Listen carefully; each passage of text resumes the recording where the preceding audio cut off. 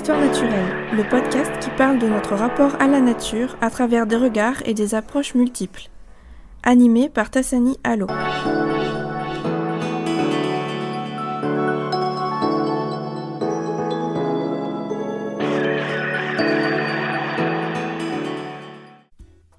Bonjour à tous et à toutes. Bienvenue dans l'épisode 4 du podcast Histoire naturelle.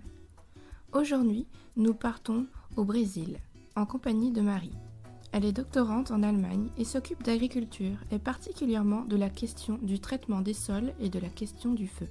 Nous avons parlé de son background d'ingénieur hydraulique et de son terrain de recherche, de ses outils méthodologiques, de sa conception de la thèse et de sa vision de la nature, ainsi que de la façon dont a évolué sa recherche à la fois personnellement et professionnellement.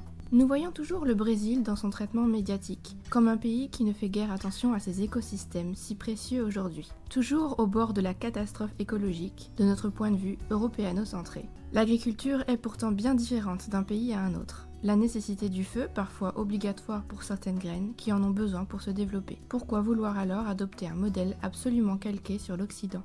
Et qu'en est-il vraiment déjà ? C'est par une étude sur le terrain que nous pouvons véritablement connaître l'impact des pratiques agricoles sur les sols et les milieux.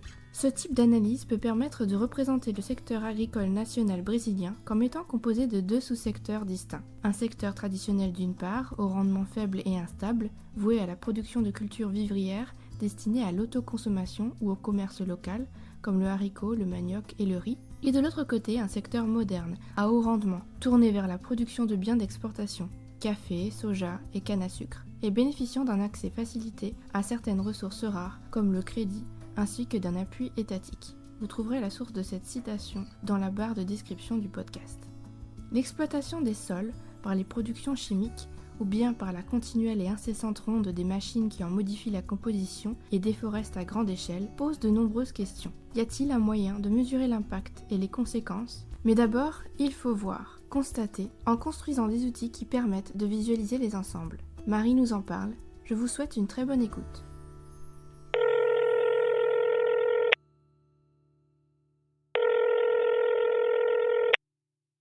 Est-ce que tu peux, pour commencer, présenter un peu ta recherche en quelques mots ?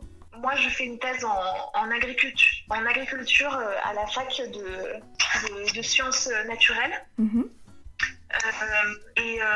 Mon objet d'étude, c'est des pratiques. Alors, je vais le dire en français, c'est toujours un peu, un peu étrange. Enfin, ça sonne toujours un peu étrange, mais c'est des pratiques de gestion des prairies au Brésil. Donc, c'est-à-dire, en gros, comment les fermiers gèrent leur champ où il y a du coup le bétail en fait qui est dessus, et notamment l'utilisation du feu. Principalement en fait. Enfin, d'ailleurs, je me focalise uniquement sur l'utilisation du feu. Donc, pourquoi et comment on utilise le feu sur les prairies. Avec une approche, moi à la base j'ai un background, donc j'ai fait des études en simulation à la base d'ingénieur hydraulique, donc rien à voir du tout avec l'agriculture et le feu, n'est-ce pas ?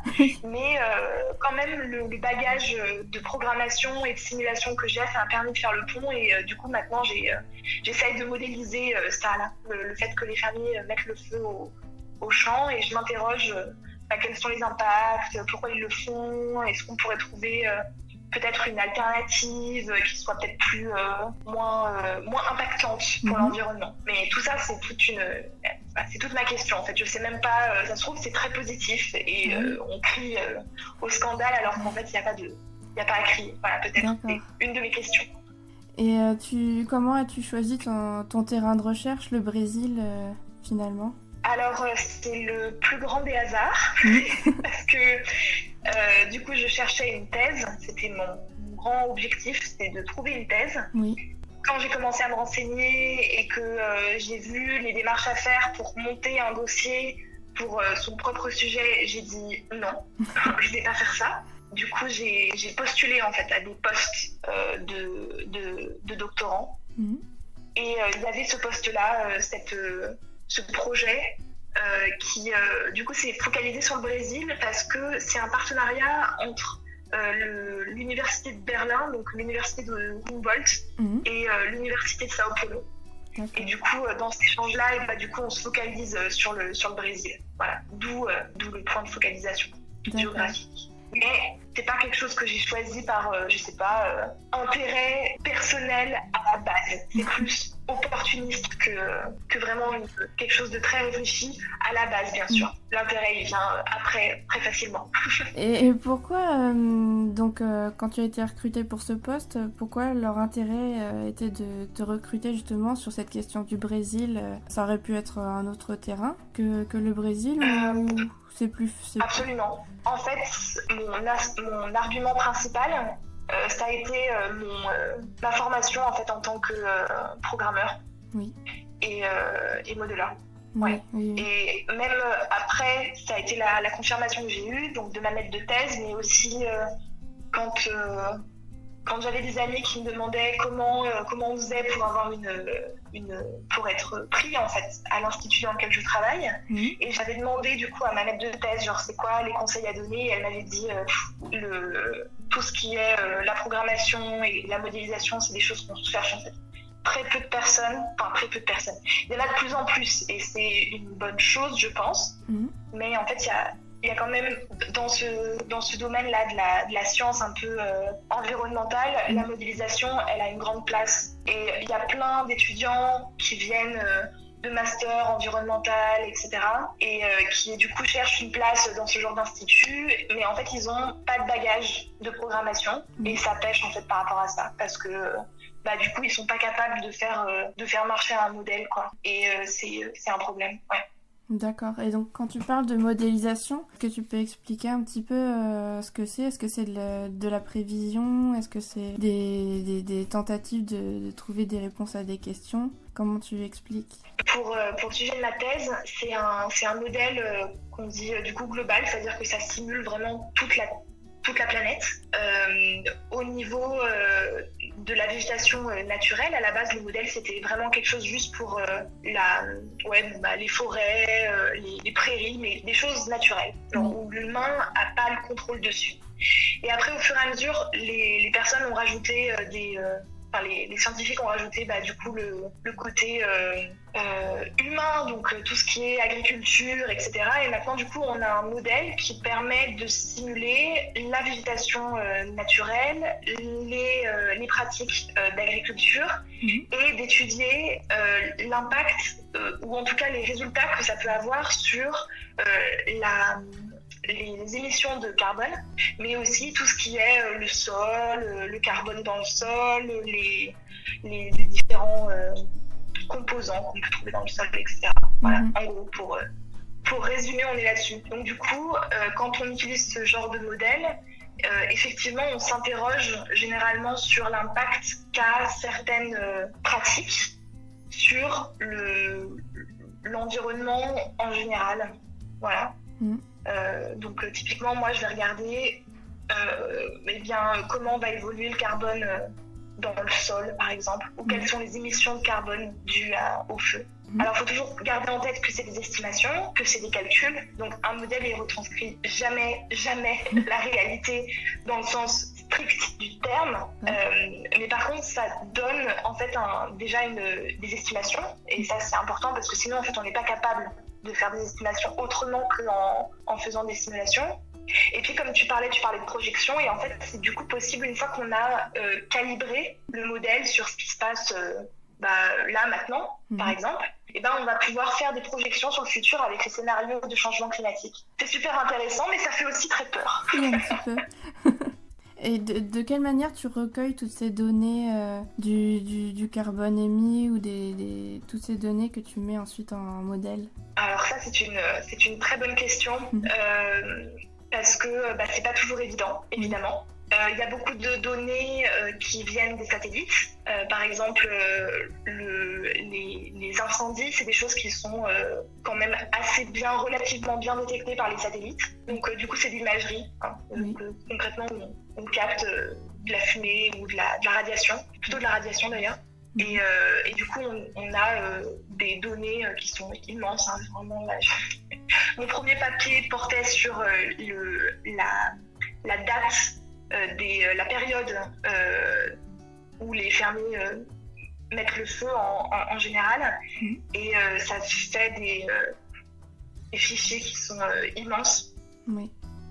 Et après, par exemple, pour le carbone dans le sol, là, c'est très compliqué parce que il faut effectivement des mesures. Et les instruments de mesure ne sont pas spécialement précis. Du coup, c'est un peu... on fonctionne plus en fourchette. C'est-à-dire qu'on a différentes mesures dans différents sites. Et du coup, on va gérer un peu tout ça, faire des estimations, avoir une fourchette précise ou un peu plus large et voir où se situe le modèle en fait dans ces fourchettes-là, dans ces mesures-là. Et voir du coup si ça correspond ou si c'est complètement out. Et du coup, peut-être changer certains réglages pour que ça corresponde un peu plus à ce qu'on a pu recueillir sur le terrain.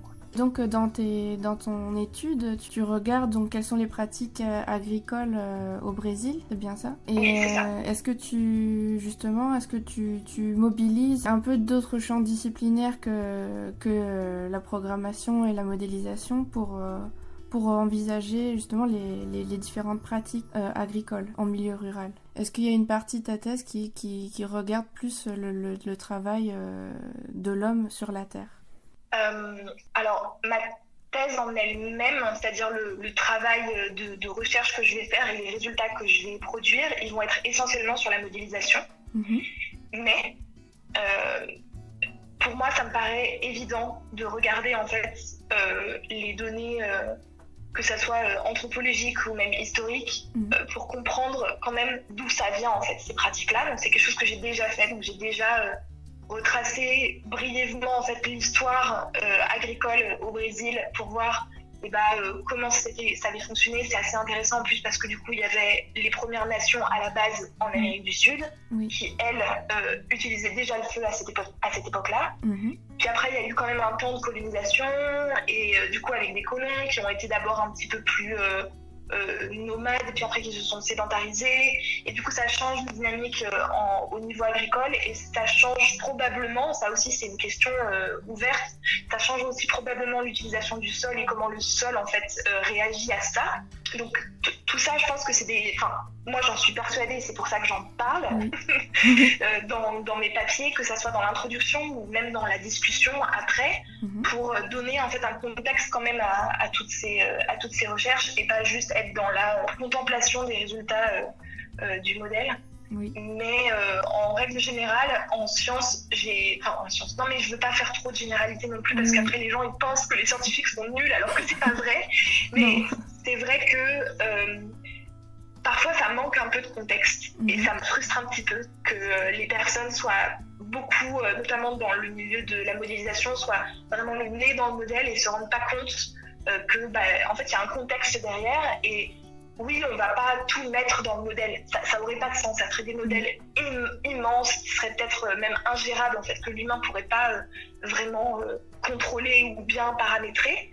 Donc ok, on va pas le mettre dans le modèle et ok, le résultat ne prendront pas en compte, mais ça va être quelque chose qui va être discuté plus tard dans la discussion, qui va être mis en perspective. Donc on va dire voilà, nos résultats ils sont tels qu'ils sont, on n'a pas pris en compte cet aspect et cet aspect-là, ça peut expliquer par ça, ça et ça et ça.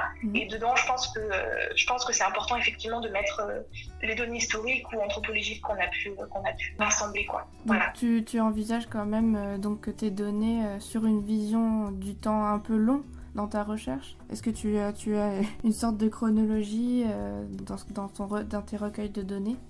Pour le moment, je suis plutôt dans l'actuel, c'est-à-dire qu'est-ce qui se passe maintenant, comment c'est maintenant, et du coup c'est comme ça que je calibre le modèle, je le calibre par rapport au présent. Et l'idée c'est de regarder sur le futur, parce que généralement c'est les questions qui viennent en premier quand je parle de mon sujet, c'est de dire ok, feu, pas bien, émissions carbone, qu'est-ce qu'on fait, réchauffement climatique. Donc du coup, je pense que projeter en fait ces résultats-là sur le futur avec les scénarios climatiques, ça peut être enrichissant pour savoir, pour éventuellement imaginer quelle sera du coup la situation plus tard, quoi, dans 30, 50 ans. Voilà. Et sinon, dans ton parcours universitaire, est-ce que tu as été confrontée à des problématiques écologiques et environnementales pendant les cours que tu as reçus dans ta formation ? Très très bonne question. Alors j'ai étudié dans une école d'ingénieurs en France en génie de l'eau. Donc voilà, c'était l'intitulé du diplôme et de la formation. On pourrait s'attendre à ce qui est quand même de l'environnement, même si très vite on nous a bien dit attention, vous êtes dans un diplôme de modélisation, donc non, on ne va pas apprendre à sauver les écosystèmes, mais à programmer. Mais tu vois, on en parlait tout à l'heure, donc le contexte, moi je reste persuadée que c'est important. Et c'est vrai qu'on nous a donné très peu de bagages par rapport à l'environnement, en fait, à la compréhension de l'environnement. On a eu des cours de droit rapidement, on a fait plusieurs sorties, mais parfois on a carrément eu des discours qui étaient vraiment complètement à côté de la plaque d'un point de vue du contexte environnemental dans lequel on est maintenant, quoi. J'ai mon directeur d'école qui nous a dit en sortie de terrain oui, enfin les écologistes ils nous font chier là avec leurs poissons, quoi. Citation, hein. Citation. Donc c'était assez moi déjà à cette époque-là j'étais pas non plus extrêmement au courant de toute la question écologique et réchauffement climatique, etc. qu'il y avait derrière, mais déjà ça me choquait, en fait. Je trouvais que c'était pas on pouvait très bien être ingénieur avec un savoir-faire en programmation, gestion de rivières, etc. et avoir quand même un apport sur les questions environnementales qui sont sur les rivières, en sachant en plus que j'ai fait là on parle des poissons, donc il parlait des poissons avec les écolos, mais on était en plus dans une région où honnêtement toutes les années il y a des inondations avec des dégâts matériels, voire des victimes humaines. C'était un peu bizarre, ça allait pas jusqu'au fond, en fait. Ils creusaient pas la question, on avait la preuve sous nos yeux qu'il y avait quelque chose qui déconnait. Et en fait, moi je trouvais qu'ils creusaient pas assez, en fait, dans cette direction-là pour dire en fait qu'il y avait un problème de gestion globale, et qui a un impact, qui est impacté quand même par le réchauffement climatique et par les événements extrêmes qui peuvent se passer dans cette région. Ensuite, je suis partie en Erasmus en Allemagne et là j'étais dans un master de gestion environnementale, donc pur. Et là, quand même, déjà, ça allait mieux. Là, il y a eu des apports sur les problématiques de l'environnement. J'ai, par exemple, étudié les problèmes d'eutrophication dans les lacs, donc le surdéveloppement d'algues, etc. Et enfin, c'est les premières fois où j'ai eu où j'ai eu une vraie prise de position du professeur en face de moi, en fait, qui disait voilà, c'est ce qui se passe, c'est dû à ça, c'est pas normal, qui avait vraiment une implication d'opinion, en fait, voilà. D'accord. J'ai eu aussi des cours de droit un peu plus poussés sur la question de justice climatique, des choses comme ça. Et là, c'était intéressant. Mais bon, il a fallu que je change d'université pour avoir cet apport-là. Donc, c'est un peu dommage, quoi. Tu penses que tu as quand même, dans ta recherche actuelle, pu continuer à développer cette conscience environnementale ? Est-ce que ta thèse te pousse tous les jours à avoir des questionnements comme ça sur la situation écologique ? Absolument. Ouais, absolument, parce qu'en fait mon institut de recherche où je travaille chaque jour, donc en gros où toute mon équipe de travail est mon labo, quoi. Il est dans un institut qui justement étudie en fait le changement climatique, et c'est un des instituts le plus actif en Allemagne. C'est aussi un institut qui a un impact quand même sur le gouvernement. Je sais que c'est assez souvent qu'il y a des entretiens avec Angela Merkel, par exemple.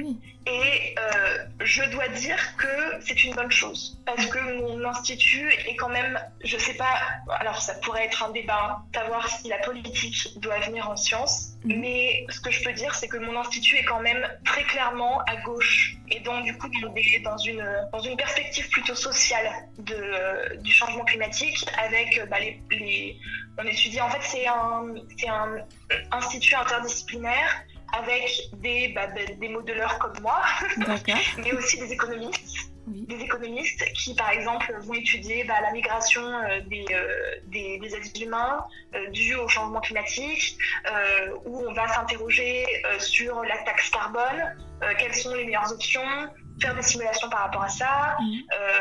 C'est un institut aussi qui se veut très international, du coup, c'est pas encore parfait, mais il y a quand même des chercheurs de tous les continents, et ça, je pense que la diversité pour ce genre de thématique, c'est encore plus important que... Enfin, c'est important de partout, la diversité, on est d'accord, mais là, vraiment, avec en plus des questions sur la justice climatique, par exemple, donc en gros, qui doit payer l'addition de tout ce bordel, je pense que c'est bien d'avoir des personnes d'un peu de partout. Voilà, et d'envoyer aussi les chercheurs sur le terrain pour voir ce qui se passe. Ça aussi, c'était inclus dans mon programme de thèse, et ça a changé beaucoup de choses sur la perception de mon sujet, en fait. D'aller sur place, de parler avec les fermiers sur place, de parler avec des scientifiques sur place, de parler même avec des gens lambda sur place. Ça a changé beaucoup de choses dans ma conception, de voir... comment ça marche, etc. Et c'est vrai que du coup, oui, je réponds à la question initiale. Oui, je pense que ma thèse m'aide, et l'environnement de ma thèse m'aide à m'interroger. Il y a des questions, j'aurais jamais réfléchi si je n'avais pas été dans cette thèse-là et dans cet institut-là. Dans ton enquête sur le terrain, est-ce que tu as remarqué au Brésil que là-bas les consciences étaient vraiment en alerte? Quelle l'image que tu avais du Brésil avant et après y avoir été est-elle différente par rapport à, je pense, aux images médiatiques que nous on a eues à la télé lors des incendies qu'il y a eu l'été? On n'a pas une vision, nous, du terrain, des gens qui portent les conséquences de tous ces changements climatiques. Et donc toi, est-ce que ta perception a totalement changé quand tu as été sur le terrain? Je pense qu'une des choses qui m'a mis une claque, en fait, quand j'y suis allée, c'est de me rendre compte à quel point on est centré sur l'Occident, en fait. On voit tout par rapport à nous, en fait. L'utilisation, par exemple, du feu par les fermiers, quand j'en parle avec des Européens, c'est le mal absolu. Voilà, c'est, mon Dieu, qu'est-ce qu'ils font? Le feu, c'est très mal, ça fait des émissions de carbone, c'est pas bon, il faut qu'ils fassent autre chose, c'est dégueulasse. Voilà. Alors, c'est sûr, là où il y a du feu, il y a des émissions de carbone. Donc, c'est sûr. Mais maintenant, la question, c'est, ok, mais à qui... Enfin, les Brésiliens ne sont pas les seuls à faire des émissions de carbone. En fait, quand j'étais au Brésil et quand il y a eu du coup tout ce buzz là autour du feu en Amazonie, chose qui arrive toutes les années, tous les ans quand même. C'est pas quelque chose de nouveau, c'est pas quelque chose d'un coup. Il y a eu plus de feux cette année-là, mais en soi, la forêt qui brûle, c'est tout le temps en fait. Donc c'était un peu waouh, ok, les gens se réveillent, d'accord, très bien. Du coup, j'y étais à ce moment-là, et en fait, j'ai regardé les émissions de carbone par pays, et ensuite par pays par habitant. Et malgré tout ce qui se passe au Brésil, l'Allemagne reste en tête dans le classement des émissions de carbone. Que ça soit le pays Allemagne, ou même divisé par le nombre d'habitants, en sachant qu'il y a quand même moins d'habitants en Allemagne qu'au Brésil. Donc c'est quand même assez impressionnant. En fait, moi, c'est ça qui me gêne. C'est de me dire qu'un pays comme l'Allemagne ou même la France, ou d'autres pays d'ailleurs, se place en fait en détenteur du savoir par rapport au changement climatique, et surtout en juge en fait. Qui sait qui doit faire quoi et comment est-ce qu'on doit faire les choses. Et ça me gêne énormément, et je peux pas, j'ai de plus en plus de mal à le supporter. Et c'est pour ça que quand on me dit, quand je suis en Europe et que je parle du coup de mon sujet et qu'on me dit ok, faut qu'il fasse autre chose, je réponds d'abord non, je vais d'abord enquêter pour savoir c'est quoi exactement le bilan sur ces pratiques, et après on en discute, après on voit qu'est-ce qu'on fait. Et en plus, la végétation n'est pas la même, c'est-à-dire qu'en Europe, il y a très peu de végétation qui sont adaptées en fait au feu. Donc en gros, tu brûles, généralement, c'est pas très positif. Mais en fait, il se trouve qu'au Brésil, il y a quand même des régions où la végétation, elle en a besoin. Mais c'est un vrai besoin. Ça fait partie de l'écosystème en fait.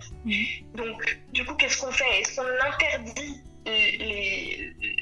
le feu parce que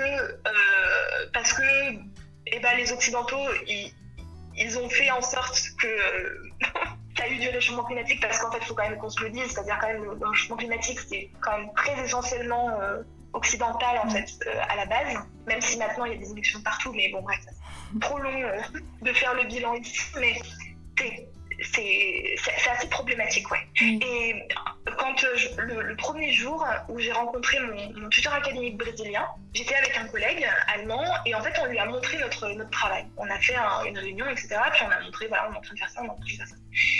Et en fait, il regarde les équations de nos modèles. Je ne vais pas rentrer trop dans le détail, mais il regarde les équations et là il dit, mais attendez, là ça va pas, vous êtes en train d'utiliser des équations qui ont été calibrées sur des forêts du nord de l'Europe. Comment vous voulez que ça soit pertinent dans un environnement comme on est ici là? On n'est pas, c'est pas pareil là. Voilà. Ça m'a marqué en fait, parce que je me suis dit, mais voilà, en fait, c'est tout le problème quand on sort pas de son labo et qu'on fait des modèles. Qu'en fait on se pose pas la question de savoir si c'est adapté, et que du coup après on arrive sur place et on dit voilà, j'ai fait des calculs, c'est comme ça, mais en fait tu regardes les calculs et tu dis pourquoi je dois croire ça. Peut-être que les résultats sont approchants de la réalité, mais c'est juste que ça perd en pertinence en fait. C'est compliqué de justifier ce genre de choses quand déjà la méthode elle est juste complètement européano-centrée. Je sais pas si je suis assez claire dans ce que je dis, mais... Ah non, c'est très clair. Ce qui nous choque peut-être nous en tant que petits Européens coincés, c'est peut-être le fait qu'il y ait une forêt, et la question de la forêt, même symboliquement, c'est quelque chose de très important, parce que par exemple en Afrique il y a quand même de l'agriculture sur brûlis ou avec le feu qui se fait beaucoup, et il n'y a pas cette image de la forêt qui va disparaître, ou enfin c'est pas la même chose, c'est pas la même évidence qu'au Brésil. L'Afrique, c'est même en sciences, c'est un continent qui reste complètement inétudié. Oui. Et comme tu dis, en fait, il n'y a pas l'image de la forêt, alors qu'en fait, il y a des forêts. En déforestation d'ailleurs. Il y a aussi de l'agriculture sur brûlis. Il y a tellement d'agriculture sur brûlis qu'on le retrouve dans l'atmosphère au Brésil. Ah bon? C'est-à-dire que le feu, les émissions de carbone, on retrouve du coup des composants de la fumée, etc. Au Brésil qui viennent d'Afrique. Voilà. Donc c'est un vrai... c'est un vrai sujet, et là ça fait 3 ans que j'ai démarré ma thèse, donc ça fait 3 ans quand même que je fais des recherches sur ce qui se dit, sur les nouveaux articles, etc. Et honnêtement, j'ai très très peu vu d'articles qui parlent de ce genre de choses en Afrique, alors que c'est quand même troublant. Voilà, c'est quand même troublant qu'il y ait un espèce de carré noir quoi, sur l'Afrique, en mode non, ça c'est... pourquoi quoi. Voilà.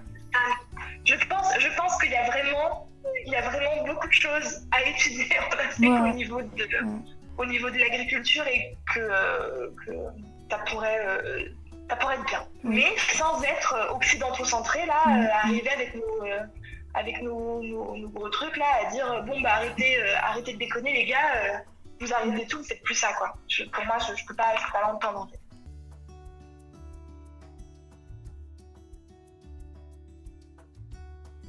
Alors, moi, j'ai pas vu l'agriculture intensive. Oui. Je dis pas qu'il y en a pas, mais je l'ai pas vu de mes yeux. Du coup, c'est difficile pour moi d'évaluer en fait exactement le modèle. Ce que je pense, c'est que il y a forcément une pression au niveau de la production de viande qui se fait et qui est internationale. Du coup, il y a forcément un impact sur du coup, les productions même du fermier au fin fond de la pampa brésilienne en fait. Et là où les fermiers, par exemple, parlent du fait que le feu c'est utilisé depuis des siècles et des siècles, alors c'est forcément bon pour la terre, peut-être, mais j'ai pas encore répondu à cette question, c'est une question absolument ouverte. Peut-être en fait que c'était bon dans un certain contexte, mais que dans un contexte de mondialisation où du coup il y a une pression par rapport à la production, c'est moins bon, parce que s'il y a une pression, ça veut dire qu'on va peut-être mettre plus de bétail sur le champ, par exemple. Ça veut dire que du coup, ça va être l'herbe va être surstimulée ou...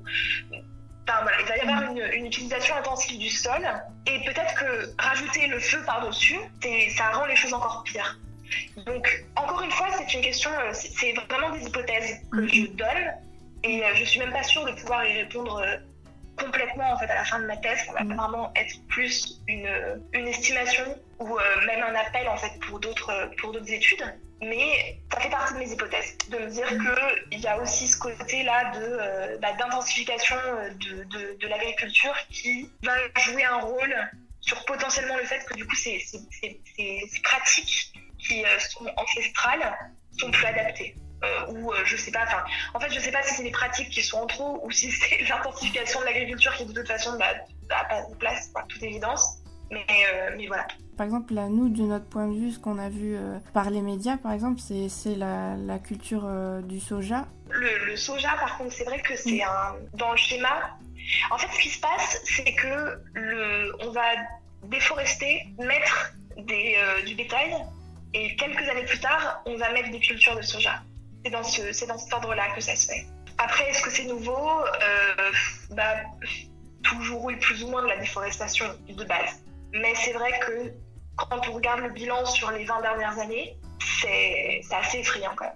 De voir, ça se voit en ouvrant Google Maps, en mettant la vue satellite, on va en Amazonie, plutôt au sud-ouest, près de la frontière avec ça doit être la Bolivie. Et en fait, on voit des carrés, des grandes routes très droites et de tous les côtés des carrés en fait de végétation. Et ça, c'est à ça en fait que ressemble la déforestation en fait. Ça fait un espèce de schéma très géométrique. Et j'ai un site qui s'appelle MapBioma, si jamais quelqu'un veut aller voir. D'accord. Où là, il y a vraiment l'évolution, c'est public, tout le monde peut avoir accès à ça. Et où on peut faire défiler par année le changement de terrain, en fait. Voir quand est-ce que ça passe de forêt à prairie, puis culture de soja, etc. Et on voit l'évolution sur 20 ans, ça fait peur. C'est très impressionnant. Et le gouvernement brésilien, il effectue des études pour eux-mêmes ou est-ce qu'ils échangent les données avec votre institut ? Est-ce qu'il y a un échange avec les instances du Brésil ? Alors, je suis pas experte en politique au Brésil, mais ce qu'il faut comprendre, c'est que c'est un État fédéral et du coup, le gouvernement, même Bolsonaro, il n'a pas du tout le contrôle sur ce que font les scientifiques ou ce que font pas les scientifiques. Ah, d'accord. Voilà, alors, il y a eu c'est à la fois vrai et à la fois faux ce que je dis parce qu'il y a quand même eu des pressions pour mettre dehors, il me semble que c'était l'ancien directeur de l'INPI. L'INPI, c'est l'Institut National Spatial de la Recherche Spatiale, quelque chose comme ça. Donc c'est un peu la NASA brésilienne quand même. C'est un institut qui est important et qui porte notamment des messages d'alerte quant à la déforestation, aux incendies, etc. Donc c'est quand même une institution au Brésil qui porte quand même une certaine voix et qui met en alarme quand même beaucoup la population. Moi, j'ai jamais eu de problème de collaboration avec les Brésiliens. Jamais. J'ai toujours pu avoir Alors, faut aller sur place. Faut aller sur place parce que c'est un peu comme ça qu'on crée des collaborations. Mais sinon, j'ai toujours eu accès aux mesures. J'ai toujours eu des scientifiques qui étaient très concernés par ce qui se passe et qui ont jamais hésité en fait à collaborer avec moi, à m'expliquer, à me montrer, à faire passer des données, etc. J'ai jamais eu de problème. Donc c'est pas genre que les Brésiliens veulent garder le secret ou je sais pas quoi, pas du tout. C'est très transparent. Mais la communauté scientifique internationale, c'est quand même quelque chose. En tout cas, moi, dans mon expérience que j'en ai, il n'y a pas trop de frontières quand même. C'est une communauté entière, quoi. Pour finir, est-ce que, pour une question plus pratique au sujet de la thèse, est-ce qu'en Allemagne, la thèse, en tout cas la thèse ton format de thèse, c'est une thèse par article ou enfin quel type de thèse en fait c'est par rapport à une thèse française par exemple? Ouais, alors moi au début j'avais l'image de la thèse comme le monographe, donc le gros bouquin qu'on rend à la fin. Et là en fait j'ai la possibilité de faire une thèse en compilation d'articles. Donc en gros il faut que j'en publie 2, donc 2 papiers, et ensuite je peux prendre ces 2 papiers tels quels et les présenter avec un autre papier, mais celui-là peut être en cours d'écriture ou juste envoyé à un journal.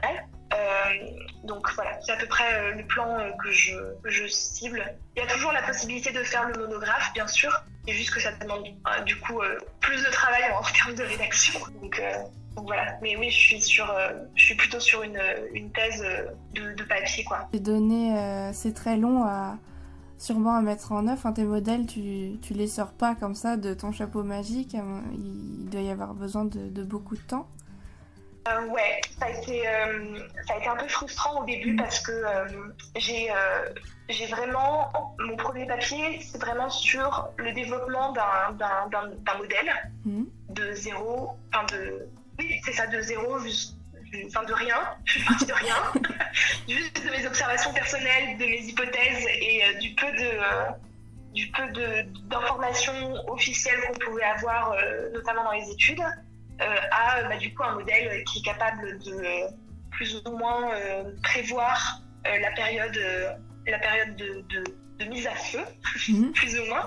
Et ça a été long. J'avais pas trop réfléchi à ça. C'était pas des questions que je me posais au début de ma thèse, mais en fait, au fur et à mesure que j'avançais dans ma thèse et que je voyais, je sais pas, les personnes de mon programme, par exemple, qui sortaient leurs articles, j'étais là en mode, ok. Oui. Et non, moi, je suis toujours pas là. Et j'ai pas eu beaucoup de pression en soi, c'est-à-dire que il y a vraiment des personnes, je pense, qui vivent une pression à la publication beaucoup plus intense, mais j'ai eu quand même des personnes qui ont fait des réflexions sur le fait que je n'avais toujours pas publié d'article. D'accord. Et que c'était nul, voilà, que ça fait de moi quelqu'un de lent. C'est un peu compliqué à gérer. Je pense que j'ai eu la chance quand même d'avoir des personnes autour de moi, donc les plus proches, qui m'ont toujours dit ferme ton esprit à ça. Oui. N'écoute pas. Faut bien s'entourer. Continue, fais ce que tu as à dire, fais ce que tu as à faire, et voilà. Et c'est vrai que ça prend énormément de temps, parce qu'il y a tout le temps évidemment de la conception du modèle, qui est on est en train de faire un modèle, hein. Donc il y a des équations à trouver en fait. Et c'est ça le truc, on parle de ça. Donc c'est long. Ça demande aussi une compréhension du contexte. Voilà, on revient aux premières questions, mais mon premier voyage au Brésil, pour moi, ça a été mon déclic en fait, en termes de compréhension de ce qui se passait, et je pense que j'aurais pas été capable de créer ce modèle-là sans avoir visité, sans avoir vu de mes propres yeux en fait les incendies et pourquoi en fait ils ont lieu, pourquoi le fermier il décide maintenant là, de faire ça maintenant et pas plus tard. Voilà. C'est intéressant ça parce que le chercheur en tant que figure de chercheur a toujours été vu comme quelqu'un qui voyage, qui se déplace beaucoup sur le terrain, dans d'autres universités, etc.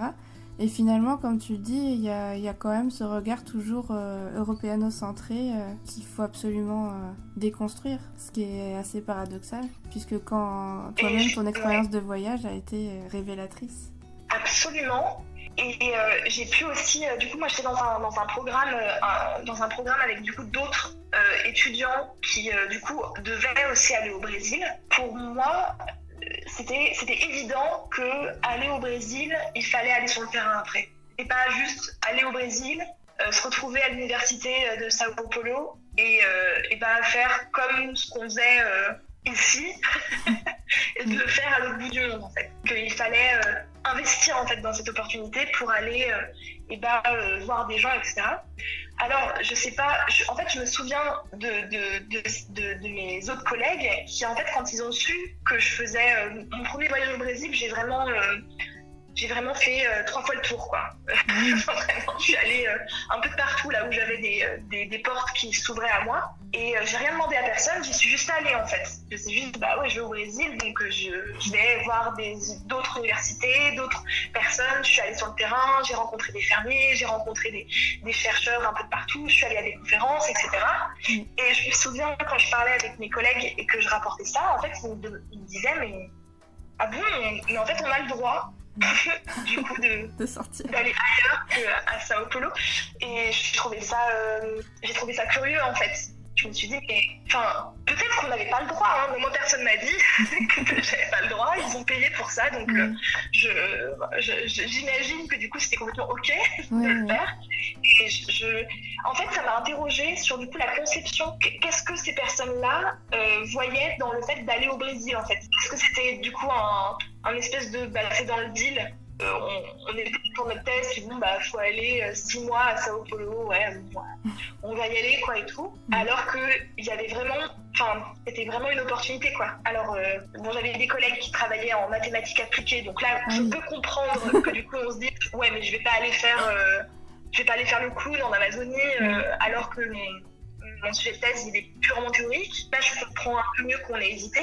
Mais par contre, j'avais d'autres collègues qui, comme moi, avaient des sujets extrêmement appliqués et qui n'ont pas plus bougé que ça, ou qui n'ont pas profité, en fait, de cette opportunité-là qui m'était faite pour aller sur le terrain et puis voir un peu ce qui se passait, quoi. C'est sûrement une sorte de cloisonnement de la recherche qui nous est donné quand on est formé à l'université. C'est une sorte de conditionnement à rester cloisonné dans sa discipline. Moi, c'est un peu le sentiment que j'ai. J'ai pas creusé plus que ça, dans le sens, j'ai pas posé plus de questions que ça, en fait, à ces personnes.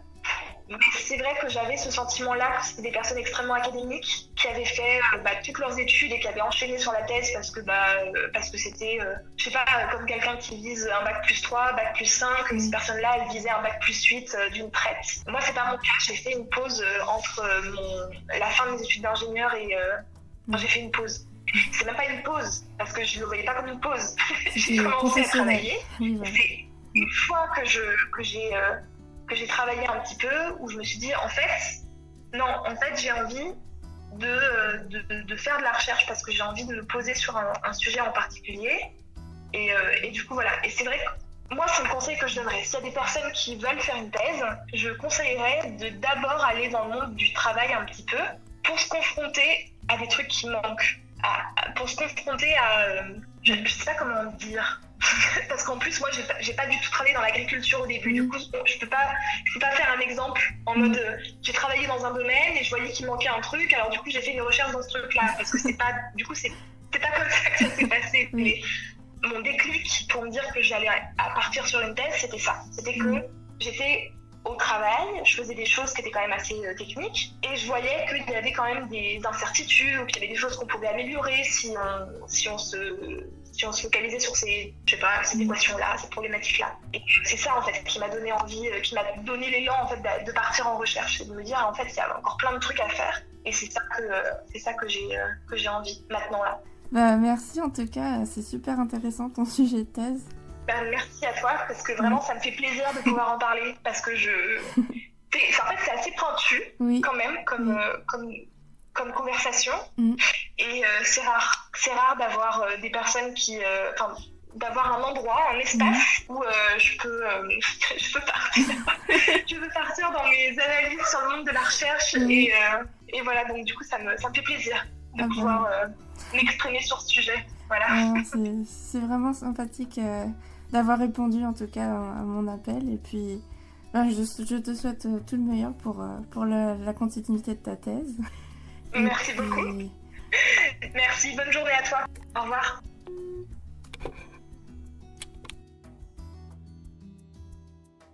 Vous pouvez retrouver toutes les informations utiles dans la barre de description du podcast. Merci de votre écoute et à bientôt dans les podcasts d'Histoire naturelle.